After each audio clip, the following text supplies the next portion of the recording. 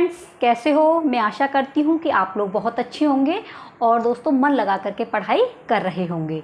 तो फ्रेंड्स, आपकी जो है सीटेट की 2022 को लेकर के फ्रेंड्स आपके सीडीपी की क्लास स्टार्ट हो गई है चैप्टर के अनुसार। तो आप लोग जो हैं अपनी नोटबुक लेकर के बैठा करें, जो इम्पोर्टेंट चीज़ हुआ करें आप उन्हें नोट करते चला करें। ठीक है फ्रेंड्स, और देखिए आप लोगों को दिशा मिल सकती है, मेहनत दोस्तों आपको खुद करनी होगी।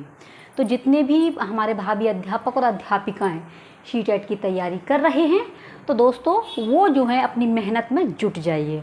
तो चलते हैं दोस्तों अपने टॉपिक की ओर।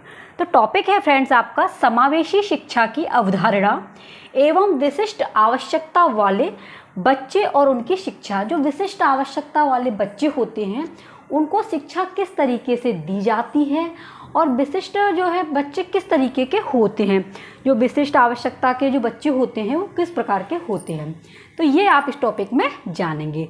तो फ्रेंड्स वीडियो को आप अंत तक ज़रूर देखना। तो चलते हैं फ्रेंड्स, सबसे पहले जानेंगे विशिष्ट बालक। विशिष्ट बालक होते क्या हैं? तो देखिए, जिनके गुणों का विचलन, जिनके यानी विशिष्ट बालक वे हैं जिनके गुणों का विचलन सामान्य से इतना अधिक होता है, सामान्य से इतना अधिक होता है कि विकास करने के लिए नियमित कक्षाओं के अतिरिक्त विशेष शिक्षण सेवाओं की आवश्यकता पड़ती है। यानी कि दोस्तों विशिष्ट बालक वे होते हैं जो सामान्य क्लास चलती है ना, उसके अलावा भी अतिरिक्त क्लास भी उन्हें देने की आवश्यकता पड़ती है, तो वो विशिष्ट बालक कहलाते हैं। नेक्स्ट जानेंगे आप विशिष्ट बालकों के प्रकार, यानी कि जो विशिष्ट बालक होते हैं उनके दोस्तों टाइप क्या होते हैं, कितने प्रकार के होते हैं। ठीक है, तो विशिष्ट बालक सबसे पहले इसमें आता है शारीरिक रूप से विशिष्ट बालक। जो शारीरिक यानी कि फिजिकल, जिनके जो है शरीर में कोई प्रॉब्लम होती है वो बालक कौन से होते हैं। जैसे दोस्तों दृष्टि विकलांग बालक, जो शारीरिक रूप से विकलांग बालक होते हैं विशिष्ट बालक, उनमें क्या होता है, जो दृष्टि माने होता है आँखों में कोई प्रॉब्लम है, वो आपके किसमें आ जाता है, दृष्टि विकलांग बालक में। वाणी मतलब बोलने में अगर बच्चे को कोई प्रॉब्लम है तो ये भी क्या है, शरीर से ही रिलेटिव है। वाणी मतलब दोस्तों बोलने में अगर प्रॉब्लम है। श्रवण दुर्लभ माने कान, जिस बच्चे को सुनाई नहीं देता, कम सुनाई देता हो, वो होता है श्रवण दुर्बल। गत्यात्मक अक्षम बालक, गत्यात्मक मतलब होता है फ्रेंड चलने फिरने में जिन बच्चों को प्रॉब्लम होती है वो सभी बालक किसमें आ जाते हैं, आपके शारीरिक रूप से, जो शारीरिक रूप से विकलांग बालक होते हैं ये सभी उसके अंदर आ जाते हैं। नेक्स्ट है फ्रेंड्स आपका दूसरा प्रकार है मानसिक रूप से विकलांग बालक। मानसिक रूप से विकलांग, जी क्या लिखा है, विकलांग बालक है। ठीक है, तो ये विकलांग बालक दोस्तों क्या है, मानसिक रूप से, अभी समझा आपने शारीरिक रूप से। अब मानसिक रूप से विकलांग बालक कौन कौन से होते हैं, जैसे प्रतिभा संपन्न बालक, सृजनात्मक बालक, मानसिक मंद बालक। तो ये सभी किसमें आ जाते हैं, मानसिक, जो है मतलब बच्चे कमज़ोर होते हैं मानसिक रूप से बुद्धि के अकॉर्डिंग। तो मानसिक रूप से जो बच्चे होते हैं मंद बालक, मंद माने होता है कमज़ोर बालक, ये सभी आते हैं मानसिक रूप से विकलांग बालक। तीसरा है दोस्तों आपका संवेगात्मक बालक। कौन सा है, संवेगात्मक बालक। तो संवेगात्मक बालक क्या होते हैं, ये दोस्तों शर्मीले होते हैं, ठीक है, चिंताग्रस्त होते हैं, क्रोधी बालक आते हैं। ये संवेगात्मक बालक होते हैं, ये दोस्तों शर्म करते हैं किसी काम के लिए। अभी आपने देखा होगा काफ़ी बच्चे भी ऐसे हैं कि जिन्हें कोचिंग की आवश्यकता है या किसी से नोट्स लेने हैं या किसी से हेल्प लेनी है, तो वो शर्म करेंगे कहीं ऐसा ना हो कि हमसे कुछ कह ना दे। तो दोस्तों देखिए, अपने काम के लिए हमें शर्म नहीं करनी है, हमें क्या है, कामयाबी हासिल करनी है, तो शर्म कैसी। तो ये बच्चे जो है कैसे होते हैं, जो संवेगात्मक बालक होते हैं, ये शर्मीले होते हैं, चिंताग्रस्त होते हैं, इतनी चिंता करेंगे कि ये भी कर लूँगा वो भी कर लूँगा। तो चिंता मत कीजिए, चिंतन। लेकिन बात चल रही है आपके सृजनात्मक बालक में, संवेगात्मक में, तो ये चिंताग्रस्त होते हैं और पल पल में इनको क्रोध आ जाता है, गुस्से में भयंकर लाल हो जाते हैं। तो ये क्या है, आपके संवेगात्मक बालक होते हैं। आपका फोर्थ है, यानी 4 आपके विशिष्ट बालक होते हैं, 4 प्रकार के। ठीक है, सामाजिक रूप से विकलांग बालक, समाज से, तो देखिए इसमें क्या है, चोरी करने वाले बालक आते हैं, झूठ बोलने वाले, अपराधी, नशे के जो आदी होते हैं। संवेगात्मक रूप से विचलित बालक आपके सामाजिक रूप में आते हैं। सामाजिक रूप में जिस बच्चे झूठ अधिक बोलेंगे, चोरी करेंगे, नशे का पान करेंगे, अपराधी बालक होते हैं, तो ये समाज के अंदर आते हैं। तो दोस्तों आपके जो विकलांग बालक होते हैं वो आपके 4 प्रकार के होते हैं। कितने प्रकार के होते हैं? जो विशिष्ट बालक जो हैं आपके 4 प्रकार के होते हैं। नंबर 1 शारीरिक रूप से, मानसिक रूप से और संवेगात्मक रूप से और सामाजिक रूप से। तो ये सभी किसके अंदर आ गए? आपके विशिष्ट बालक हैं ये सभी। तो ये विशिष्ट बालक के अंदर आ जाते हैं चारों, ठीक है, विशिष्ट बालक के अंदर। नेक्स्ट जानेंगे आप सबसे पहले जो है शारीरिक रूप से विशिष्ट बालक नंबर 1 के बारे में समझेंगे आप। तो जो सबसे पहले समझेंगे विकलांग बालक होते क्या हैं, विकलांग बालक किसे कहा जाता है। तो दोस्तों देखिए, सामान्यतः शारीरिक विकलांगता के क्षेत्र में, सामान्यतः शारीरिक विकलांगता के क्षेत्र में अंधे, बहरे, गूंगे, लंगड़े व लूले बालक किसमें आ जाते हैं? आपके विकलांग बालक कहलाते हैं। जो भी शारीरिक रूप से बच्चे विकलांग हैं, लूले, लंगड़े, जो भी बहरे, गूंगे, ये सभी क्या कहलाएंगे? विकलांग बालक के अंदर आते हैं, ठीक है। अब सबसे पहला कौन सा था? आपका शारीरिक रूप से विकलांग बालक। तो इस पर चर्चा करेंगे। सबसे पहले शारीरिक रूप से विकलांग बालक होते हैं, ये कितने प्रकार के होते हैं? तो फ्रेंड देखिए, शारीरिक रूप से विकलांग बालक, इनके प्रकार दोस्तों सबसे पहले होंगे अपंग। अपंग मतलब होता है, अपंग में दोस्तों जैसे हाथ पैर से थोड़ी बहुत उन्हें दिक्कत होती है, वो आपके अपंग बालक कहलाते हैं। अपंग, हाथ पैरों में कोई भी दिक्कत हो, वो क्या है? आपके अपंग। दृष्टि विकलांग मतलब होता है आँखों से कम दिखाई देना। किससे? आपकी आँखों से कम दिखाई देना क्या कहलाता है आपका दोस्तों? ये कहलाएगा आपका यानी कि दृष्टि विकलांग, ठीक है। श्रवण विकलांग मतलब कान से जिस बच्चे को सुनाई नहीं देता है, कम सुनाई दे, वो आपके श्रवण विकलांग कहलाएंगे। और वाणी विकलांग जैसे तुतलाना, हकलाना, ये किस में आ जाते हैं? आपके वाणी विकलांग में। बोलने में हिचकिचाता है, हटकटाता है, तुतलाता है, तो ये सभी किस में दोस्तों? आपके शारीरिक विकलांग के अंदर आते हैं। आप इसका स्क्रीनशॉट ले लेना दोस्तों, नोट्स अपने जरूर बनाते चलना। अब जानेंगे ऐसे जो भी जो शारीरिक विकलांग होते हैं, शारीरिक प्रकार के जो विकलांग बालक होते हैं, ये किस कारण बन जाते हैं। तो शारीरिक विकलांगता के जो कारण होते हैं वो आपके 2 प्रकार होते हैं। कितने होते हैं? 2 प्रकार, ठीक है फ्रेंड्स। 2 प्रकार में कौन सा है? कारण में जानेंगे। नंबर 1 वंशानुक्रम। तो वंशानुक्रम क्या है? किसी के वंश में कोई जैसे पहले से ही तुतला रहा है, या हकला रहा है, या चलने में दिक्कत है, या हाथ में दिक्कत है, या आँखों में प्रॉब्लम है, या सुन नहीं पा रहा है, तो वो दोस्तों वंश के अनुसार पीढ़ी दर पीढ़ी चलती आती है। कुछ विकलांगता अपने वंशानुक्रम आ जाती है, ठीक है, समझ में आ रहा होगा आपके। वंशानुक्रम यानी कि जो पहले से चली आ रही है वो कुछ बच्चों के अंदर चली आती है। कुछ जीन्स ऐसे होते हैं जो बच्चों के अंदर आ जाते हैं, माँ बाप के, भाई बहन के, दादा दादी के, तो वो पीढ़ी दर पीढ़ी चलती है। तो वंशानुक्रम का जो है बहुत बड़ा कारण होता है शारीरिक विकलांगता के अंदर। नेक्स्ट है पर्यावरण मतलब होता है इन्वायरमेंट। इसका कैसे प्रभाव पड़ता है दोस्तों? देखिए, पर्यावरण के कारण माजन वो है पैरालिसिस हो जाएगा।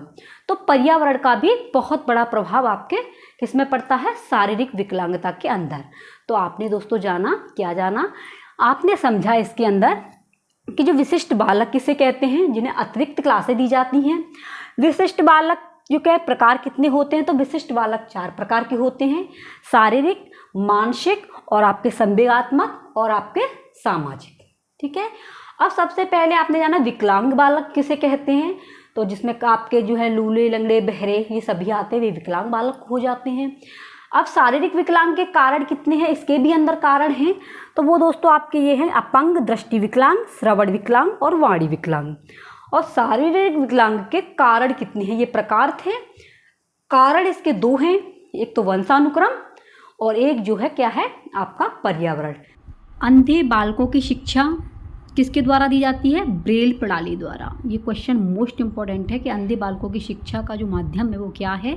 तो ये है आपका ब्रेल प्रणाली द्वारा। बहरे एवं गूंगे बालकों की शिक्षा हमारे देश में राष्ट्रीय श्रवण विकलांग संस्थान मुंबई इस क्षेत्र में विशेष योगदान रहा है। अगर आ जाए कि बहरे एवं गूंगे बालकों की जो शिक्षा दी जाती है वो हमारे देश में कहाँ है, तो वो है आपका राष्ट्रीय श्रवण विकलांग संस्थान मुंबई में। ठीक है, अब जानेंगे वाणी दोष वाले बालक। वाणी दोष वाले बालक कौन से होते हैं? तो यदि बोलने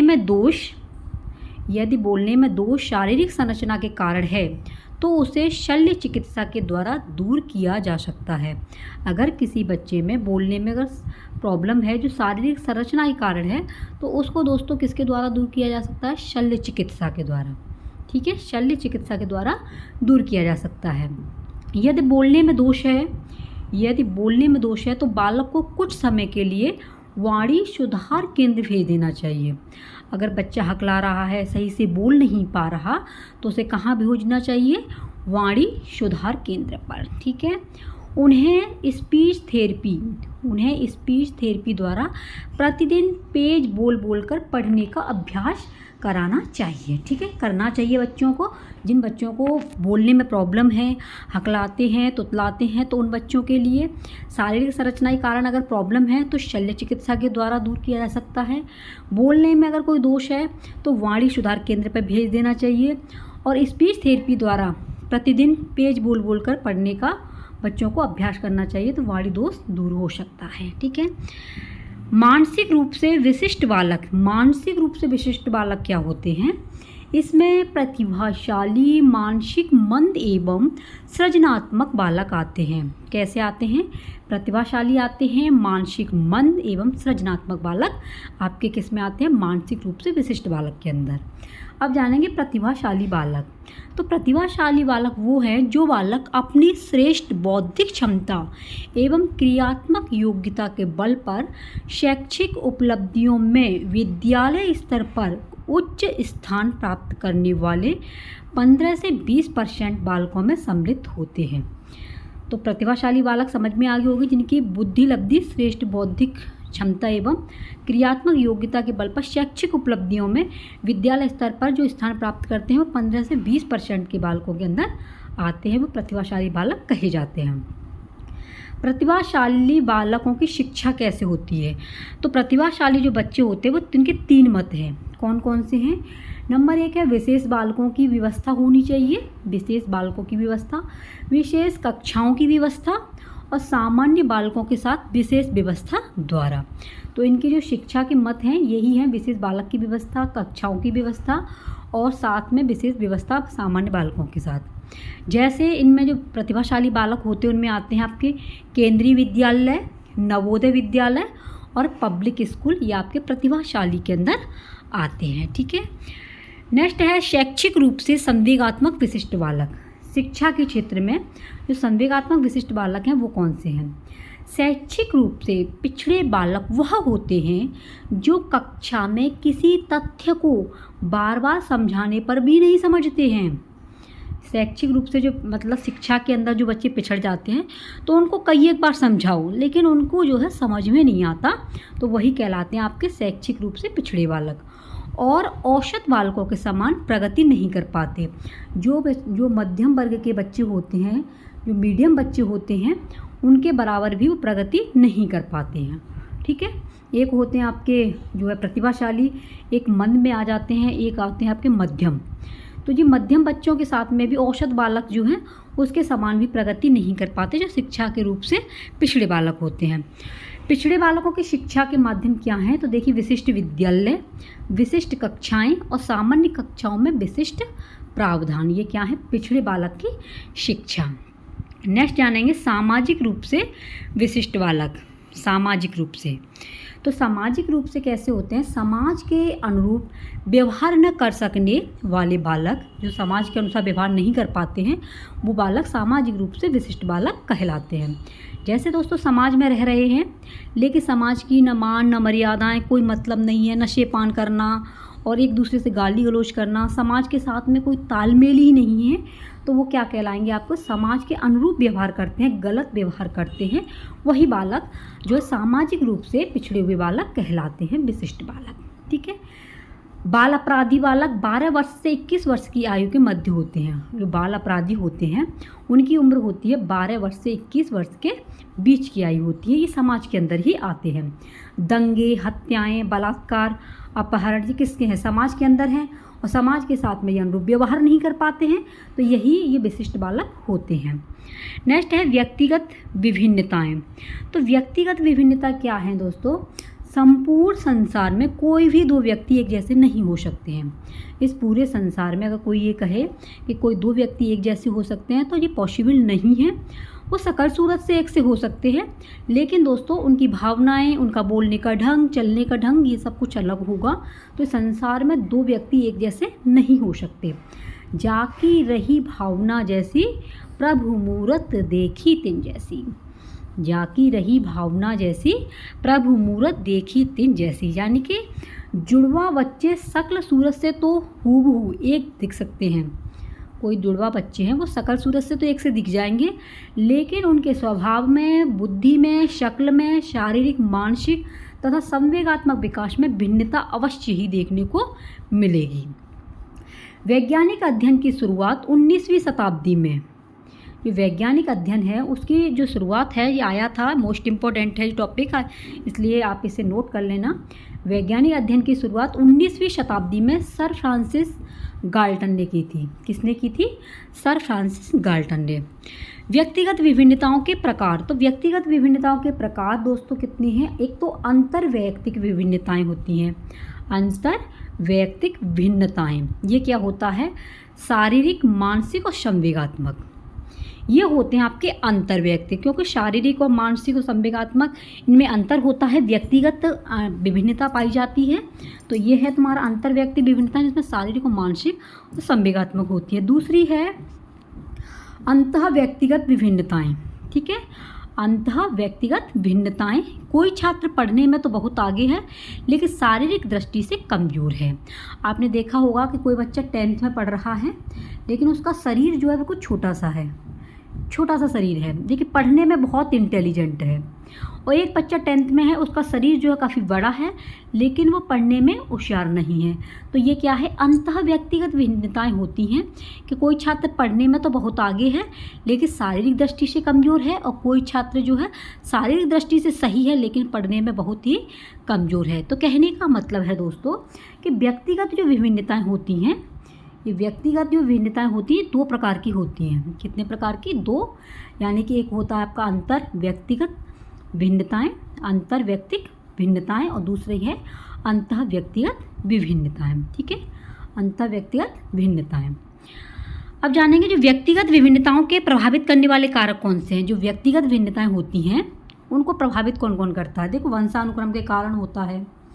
वंशानुक्रम में कोई कैसे है, क्या है, वो सब कुछ जो है व्यक्तिगत विभिन्नताओं को प्रभावित करता है। वातावरण, इन्वायरमेंट क्या है, ये बच्चे को काफ़ी प्रभावित करता है। जाति, प्रजाति, जाति का भी एक महत्वपूर्ण स्थान रखता है इसमें प्रभावित करने वाला व्यक्तिगत विभिन्नताएं। देश, आयु एवं बुद्धि, परिपक्वता आदि। आयु, जैसे कोई बच्चा 10 साल का है लेकिन उस पर पढ़ना लिखना ज़्यादा नहीं आता है तो इससे बच्चा व्यक्तिगत प्रभावित होगा। कोई बच्चा की बुद्धि उपलब्धि बहुत कम है, उससे भी प्रभावित होगा। वंशानुक्रम, किसी के घर में जो आर्थिक प्रॉब्लम है, कोई काला है, कोई गोरा है, ये सब कुछ वंशानुक्रम के अंतर्गत आता है। तो इससे क्या है? व्यक्तिगत विभिन्नताएं प्रभावित होती हैं। नेक्स्ट है सृजनात्मक बालक। ये सृजनात्मक बालक क्या है? मोस्ट इम्पोर्टेंट है ये सृजनात्मक बालक वो होते हैं जो नए एवं मौलिक विचारों, क्रियाओं, कल्पनाओं और आविष्कारों की योग्यता को सृजनात्मक कहा जाता है। यानी कि ये बच्चे वे होते हैं जो क्रियाकलापों से एक्टिविटीज़ करते रहते हैं, खोज करते हैं, अन्वेषण करते रहते हैं, तो ये सृजनात्मक बालक कहलाते हैं। मौलिक विचार इनके अंदर आते रहते हैं। तो ये था दोस्तों आज का महत्वपूर्ण टॉपिक। और दोस्तों आप लोग नोट्स बनाते चलिए, समय को बर्बाद मत कीजिए। परेशानियाँ ज़िंदगी में हर इंसान की आती हैं, उन परेशानियों को सामना करना सीखिए। जब आप सामना करना सीख जाएंगे तो आप कोई भी टेस्ट क्वालिफाई कर पाएंगे। अगर आपने ठान ली है कि सीटेट क्वालिफाई करना है तो दोस्तों आप अपने खुद के नोट्स बनाइए और जो है अपनी तैयारी कीजिए। अब देन आप इसके जानेंगे क्वेश्चन किस तरीके से आए हैं पिछली परीक्षाओं में सीटेट के। तो पहला प्रश्न है हमारा, एक शिक्षिका अपनी कक्षा को प्रतिभाशाली बच्चों की योग्यताओं की उपलब्धि चाहती है। एक जो है अध्यापिका है वो प्रतिभाशाली बच्चों की योग्यताओं की उपलब्धि चाहती है, यानी बच्चा जो है तेज किस तरीके से होगा, होशियार। अपने उद्देश्य की प्राप्ति के लिए उसे निम्नलिखित में से क्या नहीं करना चाहिए। क्या नहीं पूछा है, नेगेटिव पूछा है, तो आपका आंसर भी नेगेटिव होना चाहिए। देखिए, विशेष ध्यान के लिए उन्हें समकक्षों से अलग करना, उनकी सृजनात्मकता को समृद्ध करने के लिए उन्हें चुनौती देना, ये तो बिल्कुल सही है। गैर शैक्षणिक गतिविधियों में आनंद लेना सिखाना, बिल्कुल सही है। तनाव को नियंत्रित करना सिखाना सही है। तो इसमें नहीं पूछा, विशेष ध्यान के लिए उन्हें समकक्षियों से अलग। अगर बच्चों को अलग बिठा देंगे तो बच्चा कुछ सीख ही नहीं पाएगा। तो नहीं पूछा है, नेगेटिव पूछा है, तो आंसर आपका ए बिल्कुल सही है। ठीक है।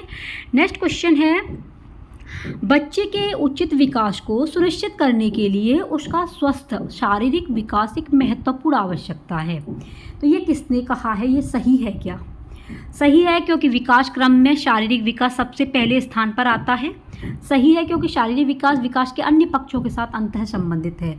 देखो, अंतः संबंधित जहाँ भी आपको दिखाई दे ये आपका पॉजिटिव है, और शारीरिक विकास के द्वारा ही हमारी सारी चीज़ें जो भी हमारे पक्ष हैं, चाहे मानसिक हो चाहे आपके बौद्धिक हों, ये सभी किस पे चलते हैं, आपके शारीरिक विकास पर ही चलते हैं। तो इसलिए आपका आंसर बी बिल्कुल सही है। ठीक है।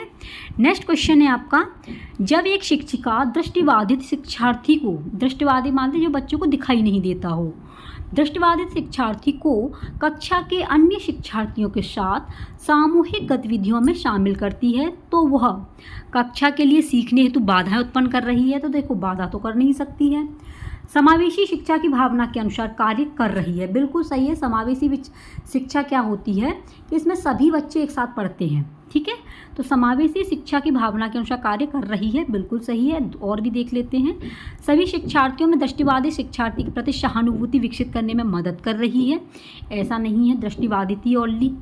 दृष्टिबाधित शिक्षार्थी पर संभवतः तनाव बढ़ा रही है। तो आपके लिए बिल्कुल आंसर बी बिल्कुल राइट है। अगला क्वेश्चन है, एक शिक्षिका अपने शिक्षण में दृश्य श्रव्य सामग्रियों और शारीरिक गतिविधियों का प्रयोग करती है। तो प्रयोग करती है, वे शिक्षक को आराम देते हैं, के प्रभावी आकलन को सुगम बनाते हैं, वे शिक्षार्थियों को वैविध्य उपलब्ध कराते हैं, इनमें अधिकतम इंद्रियों का उपयोग सीखने को संवर्धित करता है। तो इनमें अधिकतम इंद्रियों का उपयोग सीखने को संवर्धित करता है, बिल्कुल डी ऑप्शन सही है। नेक्स्ट क्वेश्चन है, समावेशी शिक्षा उस विद्यालय शिक्षा व्यवस्था की ओर संकेत करती है जो विशेष आवश्यकता वाले बच्चों को विशिष्ट विद्यालयों का माध्यम से शिक्षा देने को प्रोत्साहित करती है। केवल, जहाँ भी केवल आ जाए वहाँ तो हमें देखना ही नहीं है। जो सभी निरयोग बच्चे आ जाएं तो मतलब ही नहीं है कुछ। जो उनकी शारीरिक, बौद्धिक, सामाजिक, भाषिक या अन्य विभिन्न योग्यता स्थितियों को ध्यान में रखे बगैर बच्चों को शामिल करती है, बिल्कुल सही है आपका डी ऑप्शन। ठीक है। क्योंकि इसमें दोस्तों देखो सभी चीज़ें आ गई, शारीरिक भी आ गई, बौद्धिक भी और सामाजिक और भाषिक सभी इसमें आ गए हैं, इसलिए आपका डी ऑप्शन बिल्कुल सही है। अगला क्वेश्चन है, शिक्षकों को अपने विद्यार्थियों की त्रुटियों का अध्ययन करना चाहिए क्योंकि वे प्राय ... की ओर संकेत करते, योग्यताओं के अनुसार समूह बनाने हेतु। देखो, बिल्कुल नहीं है। विभिन्न प्रकार की पाठ्यचर्या की आवश्यकता, पाठ्यचर्या जहाँ आए बिल्कुल रॉन्ग है। उन्हें ज्ञान की सीमा, आवश्यक उपचारात्मक युक्ति है। देखो, उपचारात्मक, अगर बच्चे को क्या है, त्रुटियाँ माने होता है समस्या, क्या है, समस्या है, तो उसका क्या करेंगे, विद्यार्थी जो शिक्षक हैं वो उसका उपचार ही तो करेंगे। तो सबसे पहले बच्चे की जो है समस्या देखेंगे और समस्या के देन उसका उपचार करेंगे। तो यही इसमें पूछा है कि शिक्षकों को अपने विद्यार्थियों की त्रुटियों का अध्ययन करना चाहिए क्योंकि वे प्राय ... की ओर संकेत करती है, तो आवश्यक उपचारात्मक युक्तियों के द्वारा। तो इस पर दोस्तों उपचारात्मक और आपके निदानात्मक पर सेपरेट वीडियो है, आप लोग जो है प्लेलिस्ट से जा करके देख सकते हैं। मोस्ट इम्पोर्टेंट है आपके जो हिंदी हो, चाहे संस्कृत हो, चाहे दोस्तों आपका CDP हो, एक क्वेश्चन आपका जरूर आएगा, चाहे आपका हिंदी हो, संस्कृत हो, आपका CDP हो, इसमें से क्वेश्चन जरूर आते हैं। नेक्स्ट क्वेश्चन है, श्रवण हास्य से ग्रसित बच्चे कक्षा में किस सबसे मुख्य कुंठा का सामना करते हैं। नैराश्य माने होता है कुंठा, तो कुंठा करते हैं दूसरों के साथ संप्रेषण करने तथा सूचनाओं को बांटने में अक्षमता। बिल्कुल सही है, ए ऑप्शन बिल्कुल सही है। यानी कि जो श्रवण सुनने से जो बच्चे परेशान हैं वो क्लास में क्या करेंगे, वो दूसरों के साथ बातचीत कर नहीं पाते हैं, तो क्या है, वो बांटने में अक्षमता प्रयोग कर देंगे। तो दूसरे विद्यार्थियों के साथ परीक्षा देने में अक्षमता, देखो नहीं है, सुन ही नहीं पा रहे हैं ना, परीक्षा तो दे सकते हैं ना। प्रस्तावित पाठ्य पुस्तक को पढ़ने की अक्षमता, ये भी नहीं है। खेलकूद में भागीदारी, ये भी नहीं है। तो इसमें दूसरों के साथ संप्रेषण, बातचीत करने में प्रॉब्लम हो रही है बच्चों को, सुनने वाले को, ठीक है, तो वही आपका राइट है। डिसलेक्सिया मुख्य रूप से, ये मोस्ट इम्पॉर्टेंट है, आता ही है। तो क्या है डिसलेक्सिया? पढ़ने से संबंधित है। डिसलेक्सिया क्या है? पढ़ने से संबंधित, ठीक है। नेक्स्ट क्वेश्चन है, प्रतिभाशाली विद्यार्थी अपनी क्षमताओं को तब विकसित कर पाएंगे जब वे अन्य विद्यार्थियों के साथ अधिगम प्रक्रिया से जुड़ते हैं। सीखने की प्रक्रिया से जुड़ जाएं तो ही वो बच्चे प्रतिभाशाली क्षमताओं तक विकसित कर पाएंगे। तो बी ऑप्शन बिल्कुल सही है। नेक्स्ट क्वेश्चन है, एक समावेशी विद्यालय ... के अतिरिक्त निम्नलिखित प्रश्नों पर मनन करता है।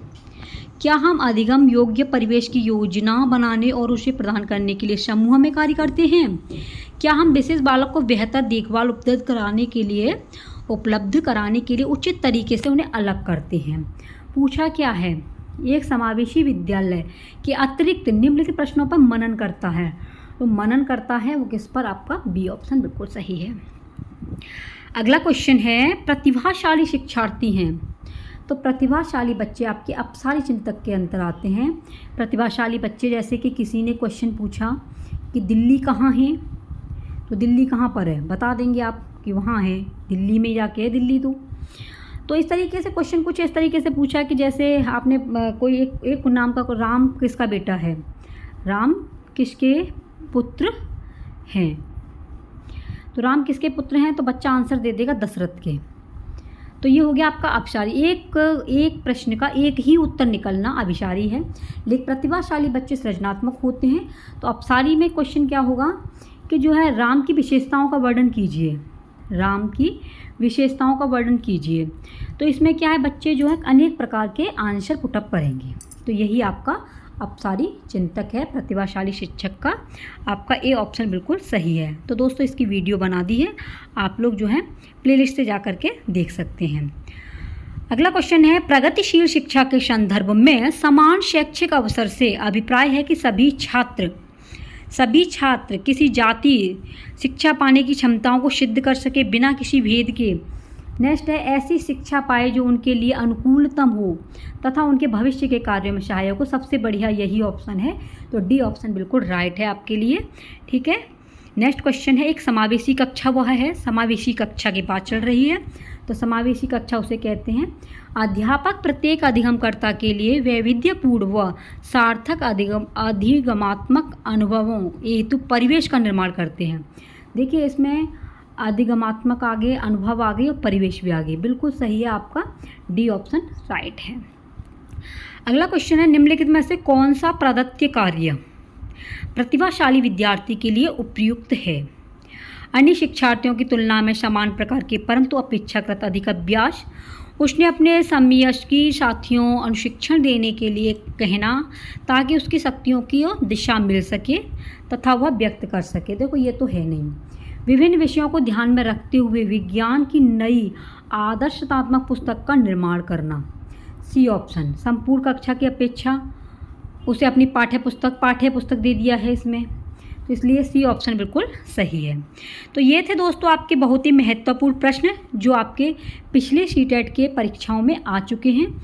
तो अधिक अच्छी तैयारी के लिए आप लोग जो है पुराने पेपरों को हल कीजिए। सीटेट की तैयारी कैसे करें, कैसे नोट्स बनाएं, सबका वीडियो बना दिया है, आप लोग प्लेलिस्ट से जा कर के देख सकते हैं। तो ये वे क्वेश्चन हैं जो हर बार आपकी परीक्षाओं में आते हैं। पसंद आया हो तो प्लीज़ अपने दोस्तों को शेयर करना, और दोस्तों चैनल पर पहली बार विजिट कर रही हो तो आप जो है सब्सक्राइब जरूर कर देना, ठीक है फ्रेंड। मिलते हैं कोई नेक्स्ट वीडियो में, तब तक के लिए आप बने रहिए अपने ही आदर्श करियर क्लासेज के साथ में। Take care, bye bye.